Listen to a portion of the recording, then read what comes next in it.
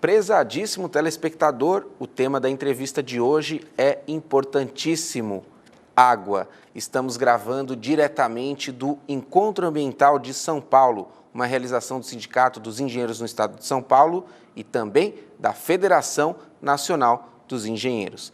Ao meu lado, Newton Azevedo, que é governador pelo Brasil no Conselho Mundial da Água. Newton, prazer recebê-lo aqui.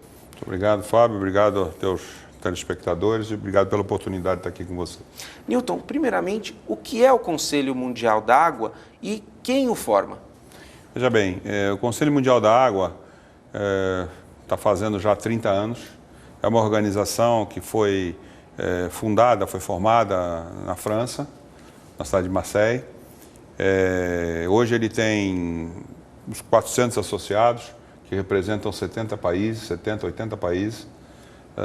E ele é formado de um grupo, de um board de pessoas, cujo número são 35, que representam os países, e esses são chamados de governadores, e eles são objeto saem de uma eleição entre todos os associados.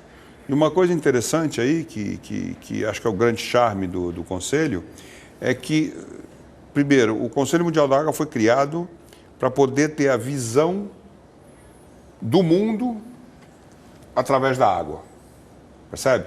Quer dizer, é a partir da água, pela sua importância, em todos os processos de desenvolvimento de um país, processos de sustentabilidade de um país, processos de todos os mecanismos econômicos de um país, você tem água. Então, para que você possa ter uma visão integrada disso, o Conselho Mundial da Água, eu diria que é a voz da água perante a sociedade. E uma outra coisa interessante, cada país pode ter no máximo 4 governadores, ok? E esses 4 governadores têm características pré-estabelecidas, para que realmente esses governadores criem um mix, uma mistura que represente o país. Então, tem que ser um da academia, ou seja, da universidade, tem que ser um de uma organização não governamental, tem que ser um que represente o Estado, quer dizer, que represente o país no sentido de uma entidade estatal, federal, e alguém que represente o empresariado, ok? Então, você vê aí que com isso você tem uma abrangência bastante grande nas visões que cada um desses setores tem em relação à água. Eu represento o Brasil lá pela Associação Brasileira da Infraestrutura e Indústria de Base, da qual sou vice-presidente, responsável por essa área de meio ambiente. Então, um outro dado para você, o atual presidente do Conselho Mundial da Água vem da academia, desses 4 que foram eleitos, é o professor Benedito Braga, que hoje também exerce o cargo de secretário de Recursos Hídricos e Saneamento do Estado de São Paulo. Perfeito. E hoje o Conselho Mundial da Água, né, principalmente aqui no Brasil, foi representado por você, porque você participou de um fórum na Coreia do Sul, falando de perspectivas da água. Conte para nós um pouquinho do que se debateu nesse fórum. Então, outra informação para você, que é o restinho da primeira pergunta tua. O Conselho ele faz a cada 3 anos um fórum, né, onde ele junta da ordem de 30 a 35 mil pessoas. Nós já estamos no 7º fórum, esse da Coreia que acabou semana passada foi o 7º, e a gente discute essas questões sempre sob a partir da visão da água, e sai dali uma série de recomendações de uma forma geral que percolam aí o mundo como uma forma de aconselhamento ou de proposições. O que aconteceu na Coreia é importante. Na Coreia, nós tivemos uma grande sensibilização que o mundo está tendo sobre essa questão das mudanças climáticas, né? Uma linguagem bem não tão sofisticada, mas que pode ser facilmente que as pessoas entendam, né? Eu gosto sempre de falar nessa linguagem, porque senão fica um tecniquez muito difícil. É assim, estão acontecendo coisas no mundo, né, que as pessoas talvez não tenham ainda dado, as pessoas que eu digo, a sociedade de uma forma geral, não tenham dado tanta atenção. Mas as mudanças climáticas que estão aí, O que é mudança climática? É muita chuva, muita neve, pouca neve, todas essas questões, a questão do aquecimento global, tudo isso é uma resposta que a natureza está dando em relação à forma, talvez um pouco destrambelhada, que a sociedade tem lidado com os seus recursos naturais, hídricos, etc. Então, queira ou não, isto está impactando e caracterizando um novo momento. Então, na Coreia, um assunto que foi muito discutido foi que o impacto das mudanças climáticas na vida é uma coisa séria, uma coisa que tem que ser estudada, não é uma coisa acadêmica, não é uma coisa teórica, e que ela precisa ser realmente considerada na definição das políticas públicas de cada país. Uma outra coisa que foi discutida lá, que eu acho que é super importante, aí tem isso muito a ver aqui com o Brasil, é a questão do planejamento integrado dos recursos hídricos. O que quer dizer isso? Talvez, não sei se teus telespectadores não têm obrigação nenhuma de saber esses números, mas eu tenho certeza que eles vão tomar alguns até uma surpresa. Dessa água que a gente diz que é disponível, 70% dela ela é usada para a agricultura, 20% para a indústria e somente 10% para consumo humano. Então, se nós não fizermos uma integração, um planejamento integrado de tudo isso, não adianta eu ficar discutindo só 10% quando 90% estão fora. Não adianta eu discutir só agricultura se eu não discutir como é que fica a implicação disso com a energia. Então, isso é como se fosse um grande Lego que as peças têm que se encaixar. Então, esta realidade, pra você ter uma ideia, aqui no Brasil você deve ter uns 6, 7, 8 ministérios que tratam do assunto água, com toda a legitimidade. Mas eu particularmente acho que nós devemos caminhar na linha de ter um endereço para essa discussão ser mais integrada. Perfeito. No próximo bloco a gente vai esmiuçar ainda mais, desintegrar esse conceito de gestão integrada da água.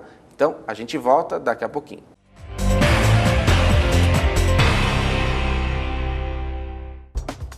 Os associados ao CESP contam com uma assessoria jurídica própria, sempre pronta a esclarecer todas as dúvidas. O atendimento é feito de segunda a sexta-feira, das 10 às 18. Entre em contato e saiba mais.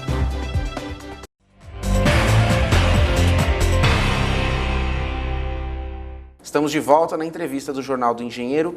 Nesta edição, falando sobre água, recebemos Newton Azevedo, do Conselho Mundial da Água.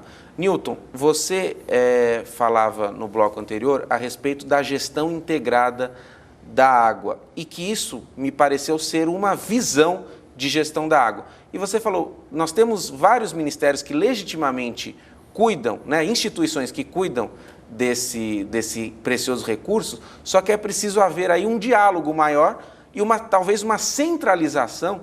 Será que vamos criar o 40º ministério, o Ministério da Água? Olha, eu numa das palestras que eu fiz na Coreia, eu propus, assim como provocação, obviamente os outros que estavam na plateia, nem todos brasileiros, não entenderam, mas... não sabem, o que é o nosso jeito. Que nós temos 39 ministérios.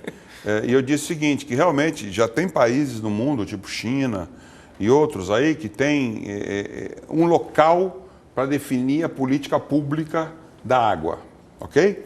Então, eu acho que sim, é para se pensar num processo desse. Trazendo para a nossa realidade, eu acho que nós temos 39 ministérios, sem querer fazer nenhuma colocação política, simplesmente de um cidadão.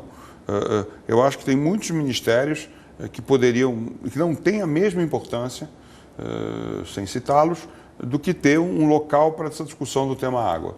Eu acho que você integrar a questão de resíduos sólidos, a questão de universalização do serviço de água e esgoto, toda a questão do planejamento da agricultura no Brasil, a questão do planejamento de energia, a questão da saúde, quer dizer, isso tudo não dá para discutir de forma isolada.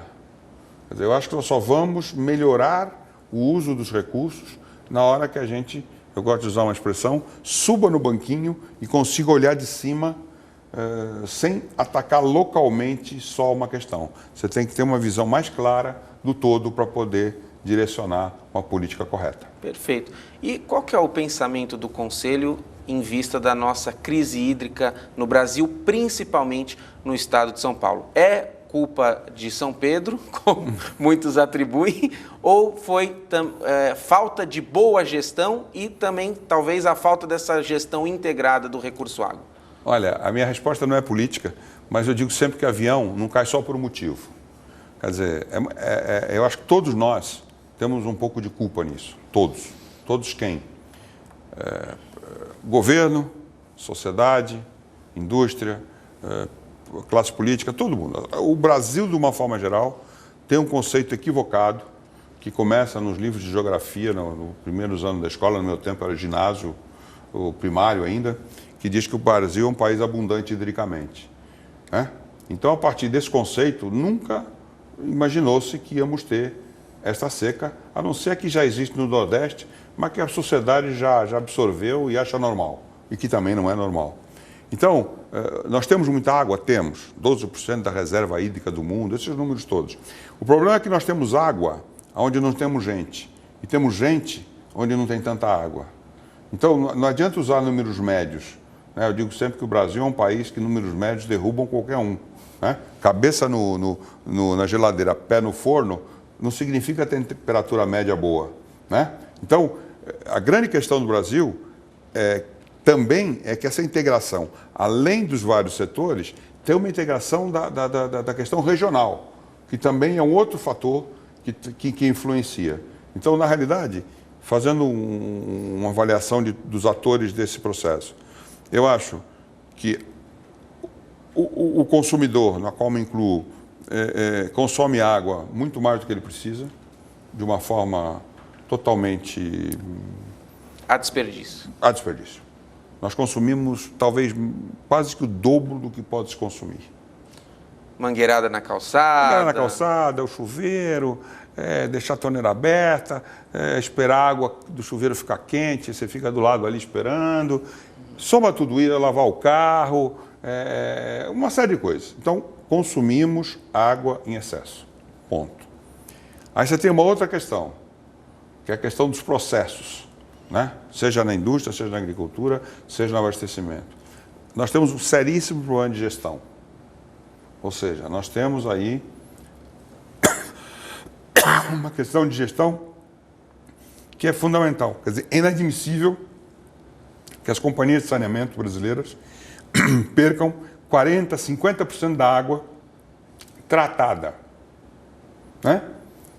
E a gente sabe disso há mais de 30, 40 anos e continua igual.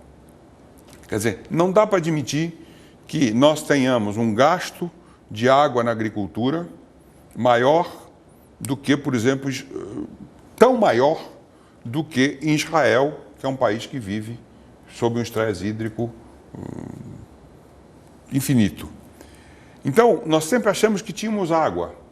Então, quando o governo também, do outro lado, ele não criou um cardápio, alternativas que possibilitem você usar A, B ou C em função de cada situação. Nós dependemos preponderantemente de chuva. chuva. E aí a gente vai para São Pedro, que tem que torcer para que chova e que chova no lugar certo. Então, eu acho que a tendência para a gente resolver esse problema, que agora não pensem os senhores que resolvemos o problema de São Paulo, não resolvemos, nós vamos continuar a ter problema no próximo verão, esse é um negócio que vai demorar um tempo, nós vamos ter que usar tecnologias que já são conhecidíssimas no mundo, como o reuso, nós vamos ter que começar a pensar no processo de dessalinização, se quisermos ter usinas como já existem no mundo daqui a 10 anos, no mundo já existem, nós vamos ter que ter, como estão fazendo hoje já aqui em São Paulo, uma série de interligações entre reservatórios, nós vamos ter que ter um controle na demanda, ou seja, uma consciência da população, e somando tudo isso, eu tenho certeza que é o que vai acabar levando a um equilíbrio e a duas palavrinhas que eu gosto sempre de dizer, que é a gente poder ter segurança hídrica. Segurança hídrica não tem nenhuma novidade. é usar a água com, vamos dizer assim, com bom senso, usar a água de uma forma correta e fazer com que a água possa estar presente nesse ciclo todo, que é o ciclo de desenvolvimento de um país. Nilton, essa gestão integrada que você apontou como necessária, pode começar a partir de quem?